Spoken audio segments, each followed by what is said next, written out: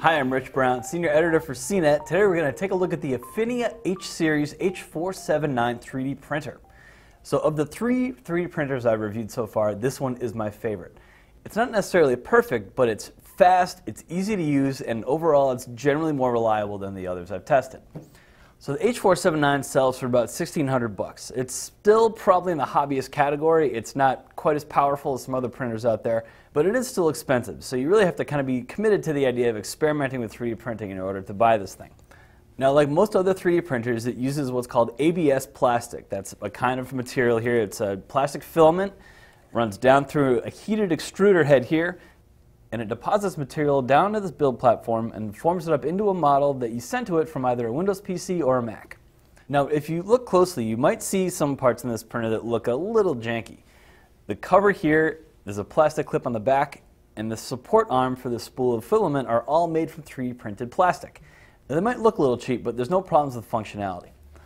Now, the printer ships with ABS plastic, which is a kind of material used for 3D printing, and also can support PLA as well as some experimental stuff if you're willing to try it. Now, Affinia suggests you don't use spools from other vendors, but we had no problem testing spools from MakerBot as well as a couple other places. Now, you see the build platform isn't all that big compared to some other 3D printers like, say, MakerBot's Replicator. This one lets you print models about 5 inches cubed, which is a decent size, but there probably will be some things you'll find that just won't fit on the platform.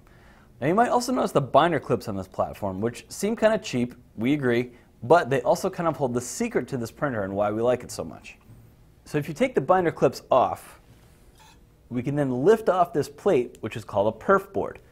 Now, the idea behind the perf board is that it makes it much easier for prints to actually stick to the build platform when it's printing. With the perf board, it's not a perfect solution. You still have to do some post-processing in order to really get a good print. But with it, you have no doubt that your print is going to stick to the platform and stay in place while it's printing.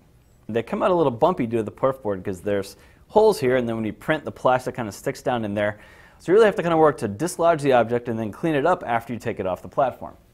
Now, I have a few objects here you can see look a little rough, but they all more or less look as intended also. They're accurately printed, and they work and kind of move as I expected them to.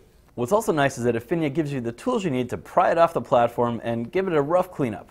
You can still do some more finishing to really get it looking nice. Now, lastly, I'll talk about Affinia software, which strikes a nice balance between ease of use and deep configurability. It's not quite as granular as some of the really deep settings you get on certain printers, but overall it gives you nice control over objects in terms of their quality, the amount of material you want to use on the inside. But in general, it lets you use a printer with a good degree of control over the output, but without giving you sort of the depth and craziness of engineering level software.